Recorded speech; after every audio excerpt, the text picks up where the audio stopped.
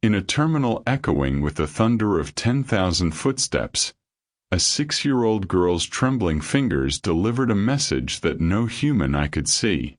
Trained to detect danger, yet guided by instinct deeper than protocol, one German shepherd sensed what the crowd could not. Every signal he read pulled the truth closer to the surface: courage against deception, and the unbreakable bond between dog and detective. What began as routine patrol soon became a hunt that would test judgment, bravery, and the power of silent communication. But in that critical moment, when a child's life hung in the balance, what did the shepherd reveal? The terminal pulsed with mechanical energy like a living organism, its rhythm echoing through the percussion of rolling luggage, hurried conversations, and the synthetic voice of overhead announcements that melded into a relentless symphony of transit. Passengers moved in currents, flooding toward departure gates, clustering near digital screens, or rushing with panic-stricken expressions toward connections that blinked their final warnings. Glass walls reflected the amber glow of sunset against polished marble, casting fractured light across thousands of travelers. The air carried the scent of burnt espresso, recycled ventilation, and too many competing fragrances compressed into confined space. Detective Glenn Thomas adjusted his stride and allowed himself to slow just enough to absorb the environment. He understood this ecosystem intimately. The chaos, the perpetual shift of human patterns, the illusion of security masking vulnerability. To most travelers, the noise was merely background static. To him, it was intelligence, a landscape he had trained himself to decode through discipline and awareness. And he wasn't conducting surveillance alone. At his side moved Rex, his German shepherd partner, paws striking the floor with a cadence that stood apart from the chaotic shuffle of wheeled bags. His coat gleamed beneath the fluorescent wash, amber and black fur rippling with each purposeful stride. Rex's ears stood erect, his gaze sweeping with tactical precision, absorbing details invisible to human observation. He was composed yet vigilant, tail level, body fluid, a silent guardian who embodied both power and restraint simultaneously. Together they carved a path through the crowd. Many passengers turned their heads at the sight, the focused detective with his measuring stare, and the dog whose very presence commanded deference. Glenn walked with the kind of intentionality that seemed impervious to distraction. His shoulders squared, his expression neutral yet alert. Though his badge remained concealed beneath his jacket, his bearing announced his profession before any words were necessary. For most people, this was simply another transit hub morning. For Glenn, every corridor held potential. The sudden eruption of a medical emergency, the forgotten carry-on triggering evacuation protocols, or what he feared most, the calculated movements of predators who exploited chaos to mask their crimes. And Rex had always been the first to detect them. It happened without warning. Rex's stride broke rhythm. His head pivoted sharply to the right, ears snapping forward, body transforming into rigid alertness. His gaze locked onto something beyond the river of passengers. Glenn felt the leash tension shift ever so slightly as Rex's muscles coiled. That tension was unmistakable, and it activated every one of Glenn's instincts. He followed the shepherd's line of sight. Near Gate 47, positioned beside a marble pillar, stood a man and woman with a young girl. At first observation, there was nothing remarkable about the trio. The man wore a tailored charcoal suit, his posture upright, his expression benign. The woman beside him carried herself with refined elegance, her cashmere coat draped perfectly. The girl between them wore a pristine navy velvet dress that looked theatrical against the utilitarian backdrop. They appeared to be the portrait of upper-class family travel. But then came the discrepancies. The man's hand rested on the girl's shoulder with pressure that seemed excessive for guidance. The woman's smile remained fixed, artificial, as though painted on rather than felt. The girl herself stood unnaturally still, her small frame rigid, her eyes downcast as though willing herself to disappear.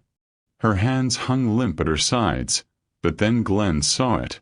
Her thumb tucked inward, her fingers tapping a jagged, deliberate rhythm against her own thigh. 3 short taps. 3 long. 3 short again. Glenn felt a chill that had nothing to do with the terminal's climate control. The girl's wide, glassy eyes lifted for the briefest instant and found Glenn's. It was only a flicker, but it communicated everything. In that glance lived a message. Silent, desperate, undeniable.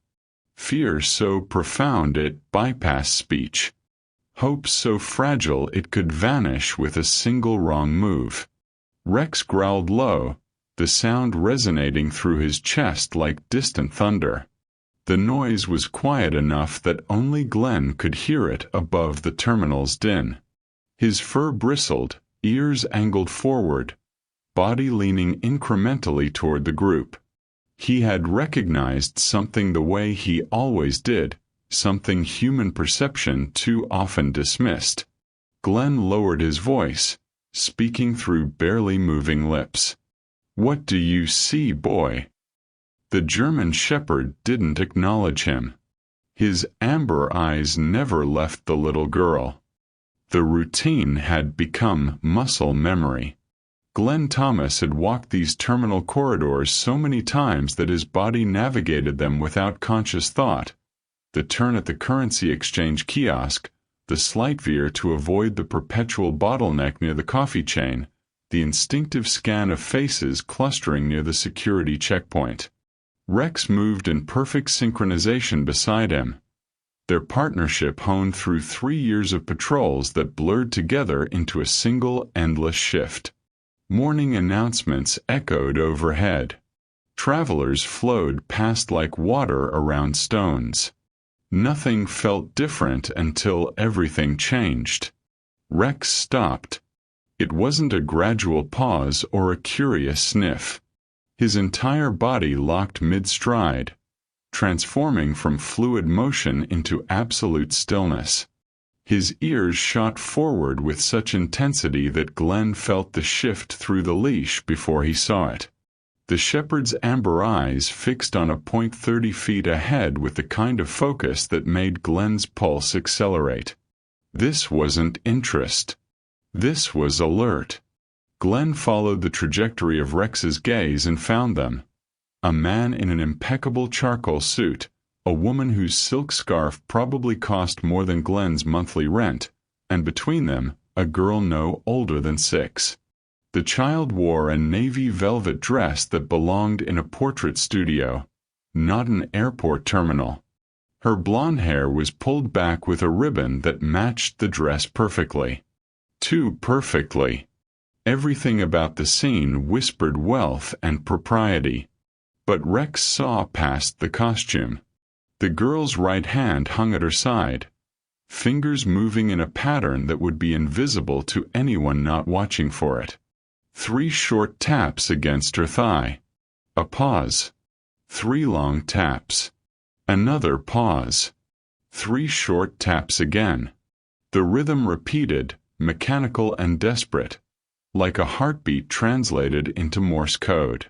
Her thumb stayed tucked against her palm, her pinky leading each sequence. The silent tap. The distress signal taught to children in trafficking prevention programs, designed to be invisible to captors but unmistakable to trained observers. Glenn's throat went dry.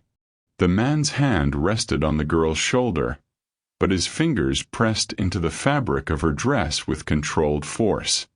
The woman smiled at passing travelers with practiced ease, but her other hand gripped the girl's wrist. Not holding. Restraining.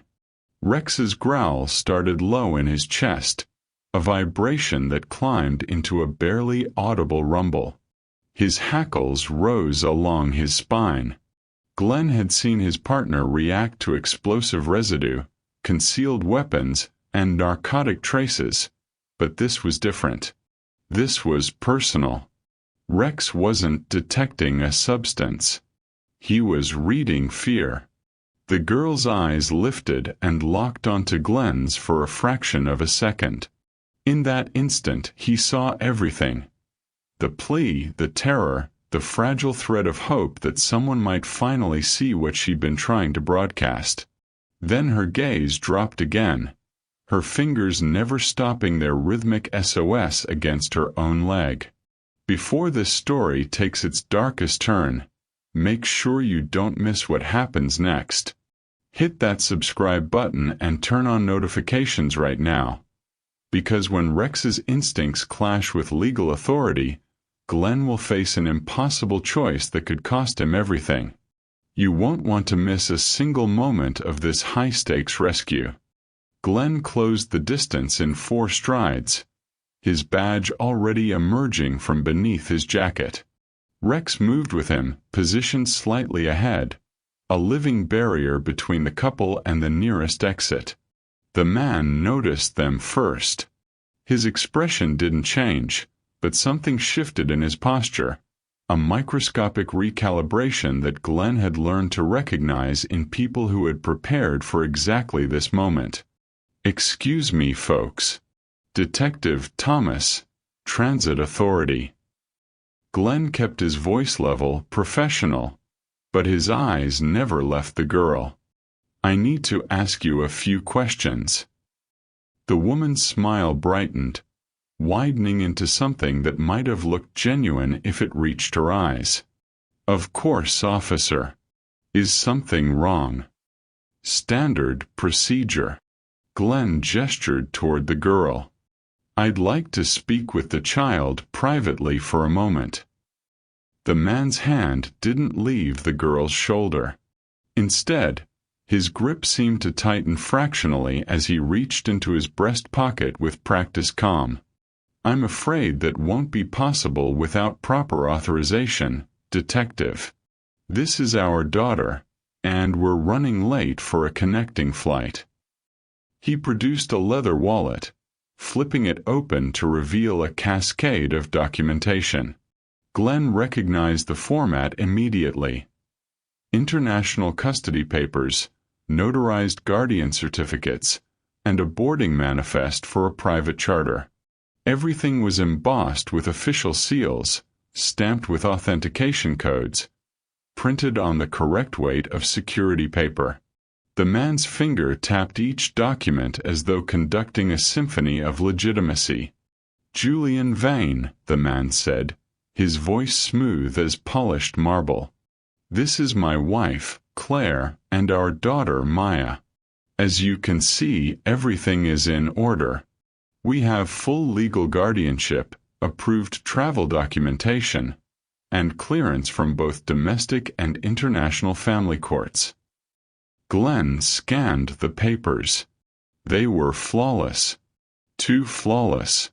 The kind of perfection that required either genuine government processing or a very expensive forger. His instinct screamed that something was wrong, but protocol demanded evidence, and the documents in front of him were a fortress. "I'm going to need to verify these," Glenn said, pulling out his radio. Julian's expression remained pleasant, but his tone acquired an edge. "Detective, I understand you're doing your job, but detaining a family with legitimate documentation based on no probable cause could be considered harassment. My attorney would certainly see it that way." He paused, letting the implication settle.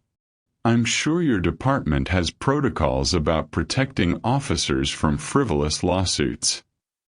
The threat was wrapped in politeness, but it was unmistakable.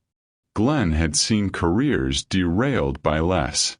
One wrong move, one accusation of profiling or overreach, and he'd spend the next 6 months buried in disciplinary hearings while the Vanes disappeared into international airspace. Rex growled again, his eyes never leaving Maya.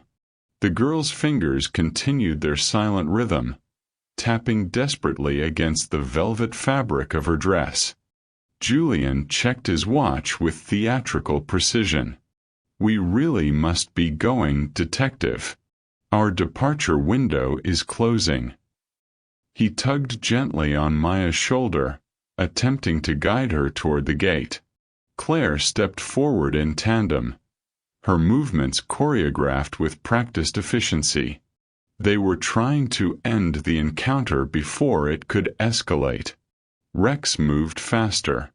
The shepherd lunged forward and planted himself directly in Maya's path, his body forming an immovable wall between the girl and her captors.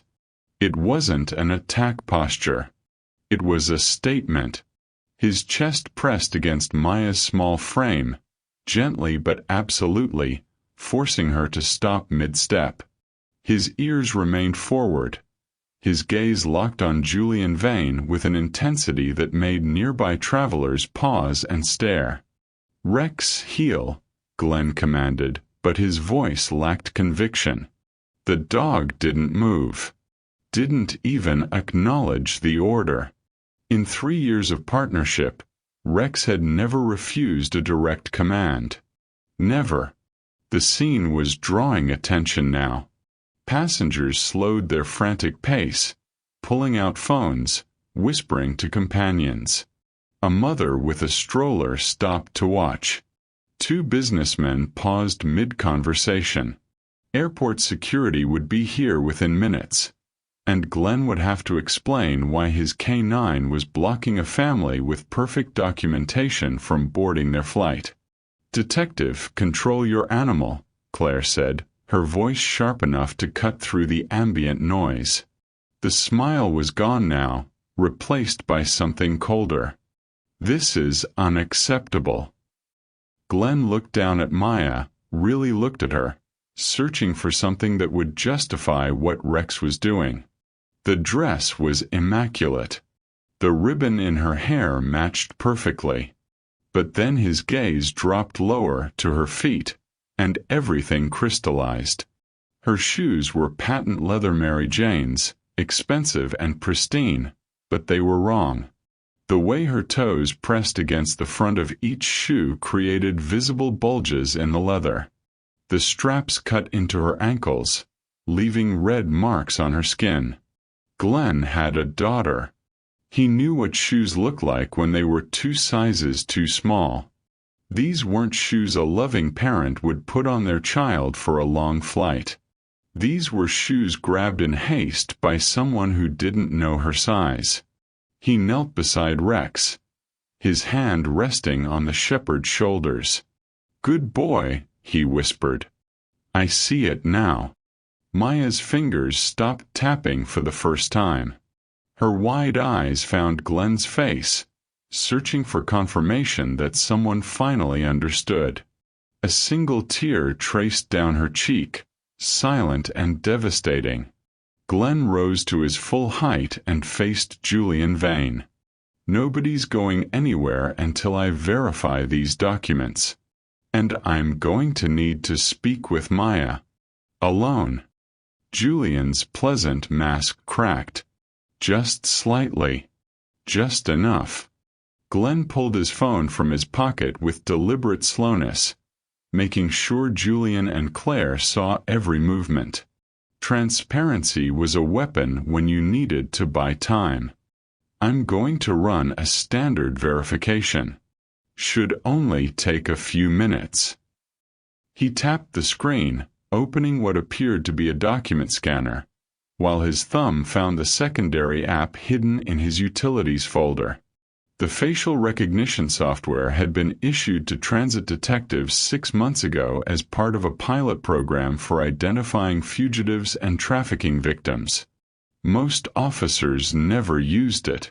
Glenn had installed it the first day and never removed it. He angled the phone slightly, framing Maya in the camera's field of view under the pretense of photographing Julian's documents. The girl's face filled the screen for less than 2 seconds before he shifted focus back to the paperwork. The app worked silently in the background, cross-referencing Maya's features against national databases. Missing persons, endangered children, Amber Alerts, unidentified victims. Glenn kept his expression neutral as he pretended to review the guardianship papers, but his peripheral vision stayed locked on the phone's notification bar. Claire shifted her weight. "This is ridiculous. We've missed our window. I'll be as quick as I can, ma'am." Glenn's voice remained professional, but his pulse hammered in his ears. The app was still processing. The algorithms needed time to compare bone structure, measure facial geometry, account for age progression. Come on. Come on. The notification appeared as a subtle vibration. Glenn tilted the screen away from the veins and opened the alert.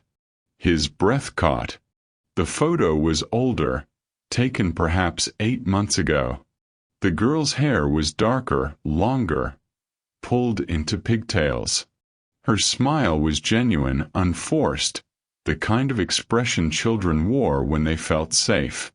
The caption beneath sent ice through Glenn's veins. Maya Whitmore, age 6, reported missing after vehicular accident, claimed both parents. Last seen, March 17th. Case status: active investigation, suspicious circumstances. Glenn scrolled rapidly through the case summary. Parents killed in a single car collision on a remote highway. Investigators suspected brake tampering but couldn't prove it. Child vanished from the crash site before emergency services arrived.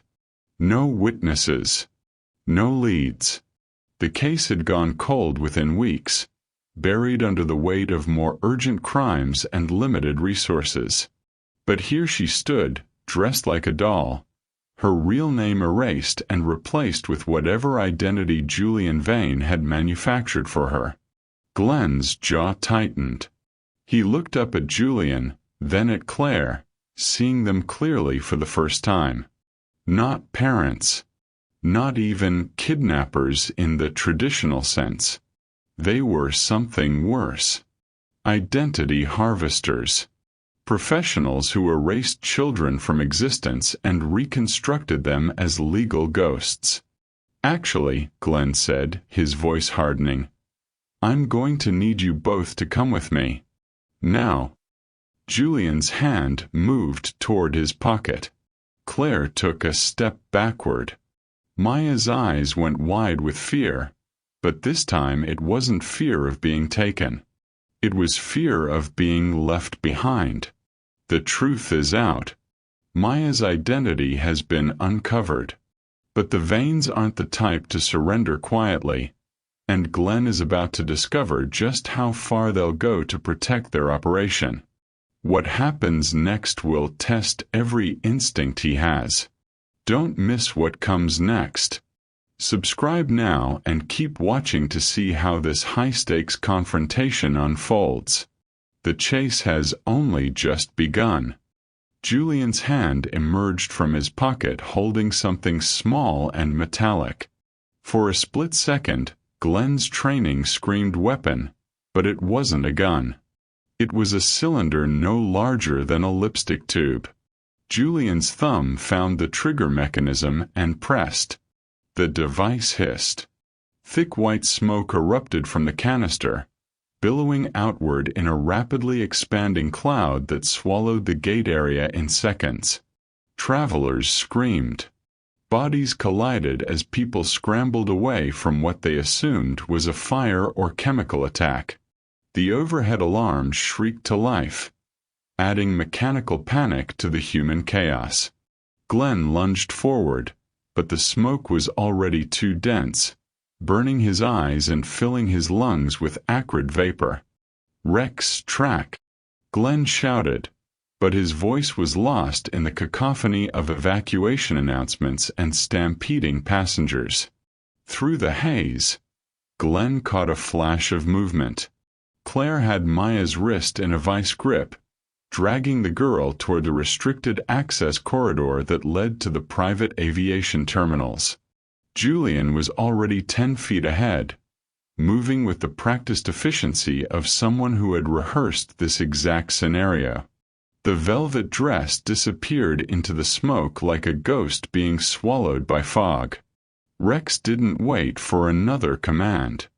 The shepherd launched forward, his nose close to the ground, tracking the scent trail through the chemical interference. Glenn followed, one hand on Rex's harness, the other fumbling for his radio. Airport security would be converging on the smoke source, sealing exits, locking down public areas. But the Vanes weren't heading for public exits. They were heading for a private jet. Glenn burst through the smoke into clearer air and spotted them 50 yards ahead, sprinting past the security checkpoint that separated commercial from private aviation. Julian had produced a keycard from somewhere, swiping it through the access panel. The reinforced door clicked open. Claire shoved Maya through first, then followed. Julian turned for a fraction of a second, his expression no longer pleasant or civilized. It was the face of a predator whose prey had proven more difficult than expected. Then he disappeared through the door, and it slammed shut behind them. Glenn hit the panel at full speed, swiping his badge, but the reader flashed red. His credentials didn't grant access to private terminals. He needed authorization from aviation security, a warrant, or probable cause strong enough to justify forced entry. The bureaucratic barriers were designed to protect wealthy travelers from exactly this kind of intrusion. Rex barked once, sharp and urgent, his paws scratching at the door's base. Beyond it, Glenn could hear the distant whine of jet engines spooling up on the tarmac. They were out of time. Glenn grabbed his radio. "This is Detective Thomas. I need immediate aviation lockdown. Suspects fleeing toward private hangars. I'm in pursuit." He didn't wait for confirmation. He kicked the door. The door buckled on the second kick, its electronic lock mechanism shattering under the impact.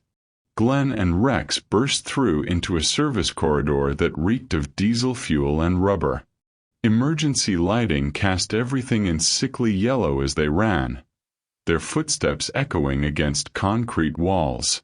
Ahead, another door stood partially open, swinging on pneumatic hinges. The Vanes had passed through seconds earlier.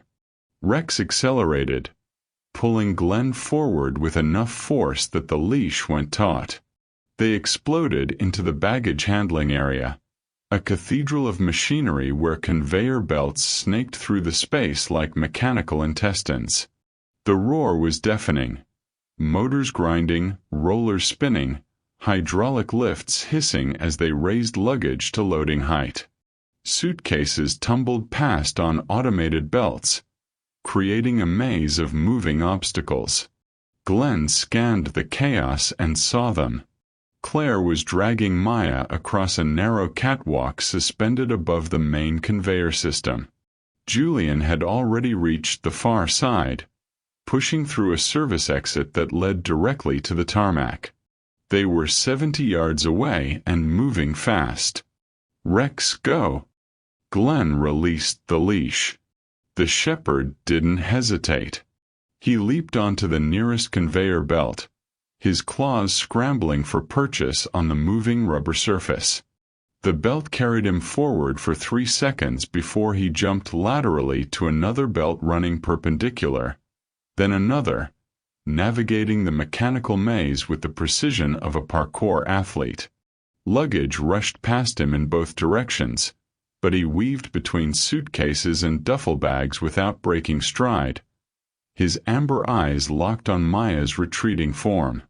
Glenn followed, vaulting over a stationary belt and ducking beneath a low-hanging scanner array. His radio crackled with confused voices demanding his location, but he couldn't spare the breath to respond. Ahead, Rex launched himself from a belt onto the catwalk, landing with a metallic clang that made Claire look back. Her face registered pure shock. She hadn't expected a dog to follow them through this industrial labyrinth. Rex closed the distance in seconds, his snarl audible even over the machinery. Claire shoved Maya toward Julian and spun to face the shepherd, pulling something from her coat.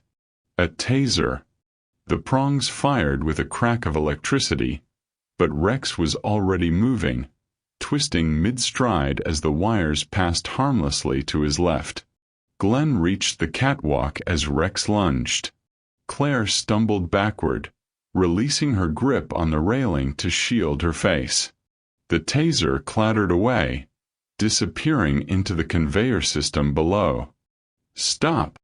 Glenn's voice cut through the noise. "It's over."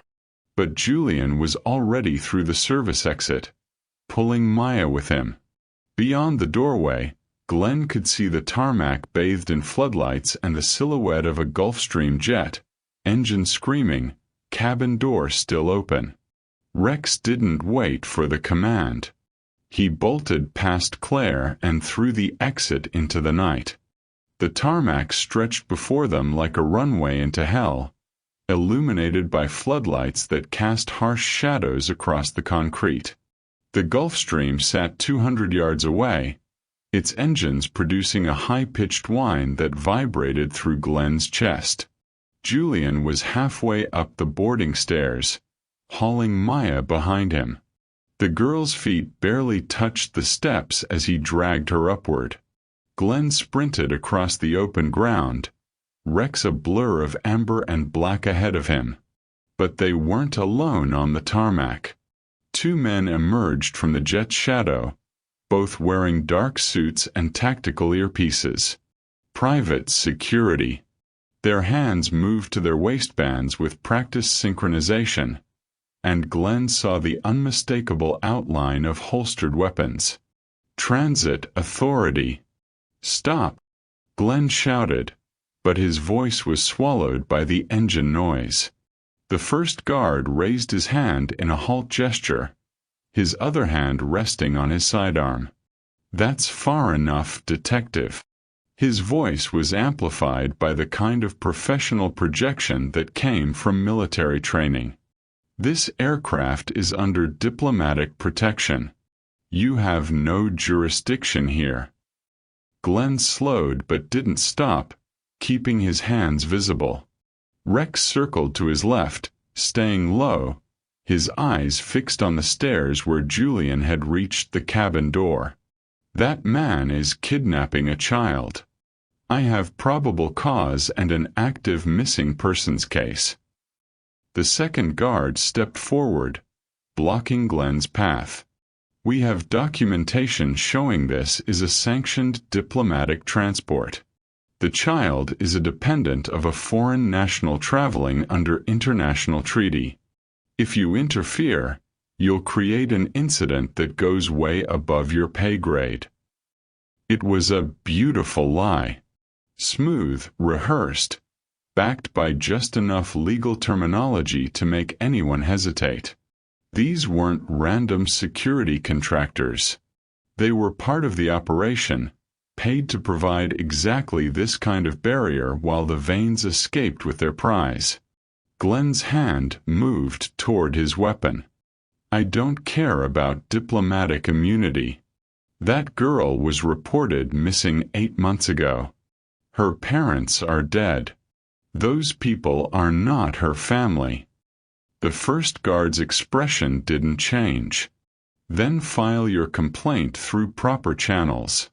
Right now, you're trespassing on a secured aircraft, and I'm authorized to use force to protect it." Behind them, Julian disappeared into the cabin with Maya. The boarding stairs began retracting with a hydraulic hiss. In 30 seconds, the door would seal. In 2 minutes, the jet would taxi. In 5, it would be airborne and beyond any jurisdiction Glenn could reach. Rex's growl cut through the engine noise, low and lethal. The shepherd's body coiled like a spring, every muscle tensed for action. He wasn't looking at the guards. He was looking at the closing cabin door. Glenn made his choice. Rex, take him. Rex exploded forward like a missile launched from a silent rail. The guards reached for their weapons, but the shepherd was already past them, a streak of amber and black moving too fast for human reflexes to track. His paws hit the tarmac in a rhythm that sounded like thunder, each stride covering impossible distance as he closed on the retracting stairs. The boarding stairs were halfway up, hydraulics whining as they folded toward the fuselage. Rex didn't slow. He gathered his haunches and launched himself upward, his front paws catching the bottom step just as it rose above ground level. His claws scraped against metal, finding purchase, and he hauled himself onto the stairs with raw strength. The mechanism continued rising, carrying him upward like an escalator to hell. Julian appeared in the cabin doorway, his hand on the door control, his face twisted with fury when he saw the shepherd climbing toward him. He reached into his jacket, and this time the weapon he pulled was unmistakably a gun. Small, compact, chrome-plated. A businessman's weapon designed to hide in tailored suits. Rex down. Glenn's voice tore across the tarmac, but the command wasn't about stopping. It was about survival. Rex dropped flat against the stairs as Julian fired. The shot went high, the crack lost in the engine roar. Before Julian could adjust his aim, Rex surged upward, covering the remaining steps in 2 explosive bounds. He hit Julian chest high, 70 pounds of trained muscle and controlled fury. The gun went flying, spinning through the air and disappearing into the cabin's interior. Julian crashed backward into the bulkhead with Rex's jaws clamped around his forearm, not biting hard enough to sever but with enough pressure to make the message clear, "You're done." Maya stood frozen near one of the leather seats, her eyes wide, her small hands gripping the armrest. Behind her, through the cockpit door, Glenn could see the pilot's silhouette reaching for something. Radio. Weapon. It didn't matter. Glenn was already on the stairs, weapon drawn, the guards shouting behind him but not shooting. They'd been paid to create a barrier, not to murder a cop in front of airport cameras. He reached the cabin threshold just as Julian tried to wrench his arm free from Rex's grip. "Don't move," Glenn said, his voice cold as winter steel. "Federal custody. Kidnapping, forgery, and about a dozen charges I'll think of later." Julian's sophisticated mask was gone completely now. Blood trickled from where Rex's teeth had broken skin. His eyes held nothing but calculation, already searching for the next angle, the next escape. But Maya was already running toward Glenn, her 2 small shoes clattering against the cabin floor. She didn't say anything. She just grabbed his leg and held on like he was the only solid thing in a world that had been spinning out of control for 8 months. Rex released Julian's arm and moved to stand beside the girl, his amber eyes watching the broken man with absolute focus. The terminal's secure conference room felt worlds away from the chaos of 3 hours earlier. Glenn watched through the observation window as Maya sat between her grandmother and uncle, her small hand wrapped in theirs. The velvet dress had been replaced with clothes her grandmother brought, soft jeans and a sweater with stars on it. The two small shoes were gone, replaced with worn sneakers that actually fit. She looked like a child again instead of a costume. Her grandmother wept quietly, pressing kisses to Maya's hair while her uncle spoke in low, soothing tones. They'd been searching since the accident, following every dead-end lead, hiring investigators who found nothing. The police had quietly shifted resources to more recent cases. But they never stopped looking, never stopped believing she was alive somewhere. And now she was home. Glenn felt Rex lean against his leg, the shepherd's weight solid and grounding. His partner's amber eyes were half closed, exhausted from the adrenaline crash, but still watchful, still protective. Glenn's hand found the spot behind Rex's ears that the dog loved, scratching gently. "You knew," Glenn said quietly. "From the first second you saw her, you knew something was wrong. I almost ignored it. Almost let protocol talk me out of trusting you." Rex's tail thumped once against the floor. Glenn thought about the paperwork waiting on his desk. The incident reports he'd have to file. The inevitable review board that would question his decision to breach restricted areas, kick down doors, and authorize a K-9 attack on a civilian. His captain had already called twice. The words reckless and lawsuit had been mentioned. But none of that mattered. Not really. Through the window, Maya looked up and met Glenn's eyes. For the first time since he'd seen her in the terminal, she smiled. It was small, tentative, still carrying the weight of 8 months in captivity. But it was real. It was hers. And slowly, over time, it would grow stronger. She lifted her hand and pressed it against the glass. Glenn stepped forward and matched it with his own, separated by the barrier but connected by something deeper than gratitude. Rex moved with him, placing his paw against the base of the window. The girl who had delivered a message no human ear could hear had finally been heard. The silent understanding between a detective who'd learned to trust instinct and a shepherd who'd never doubted it had saved a life that everyone else had written off as lost. Glenn knelt beside Rex and buried his face in the dog's fur. "Good boy," he whispered. "The best boy." Outside, the terminal resumed its normal rhythm. Thousands of travelers moving through glass and steel, most of them never knowing that in this building on this day, one small girl had been given back her future. That sometimes the difference between tragedy and rescue came down to a trained nose, amber eyes in the dark, and the courage to trust what couldn't be proven on paper. Maya pulled her hand back from the window and turned into her grandmother's embrace. The reunion continued without Glenn, as it should. His job was done. Rex's job was done. But somewhere in this terminal or the next, another silent signal was already being sent. Another child was already tapping out their desperate SOS. And Glenn knew, with absolute certainty, that Rex would hear it. He always did. What happens when the next signal comes? When another child's silent cry cuts through the noise of 10,000 travelers. Subscribe now for more interesting stories, because in a world where monsters hide behind paperwork and perfect smiles, sometimes the only justice comes from those who trust what others can't see. Join thousands of readers who never miss a story. Your next edge-of-your-seat thriller is just one click away.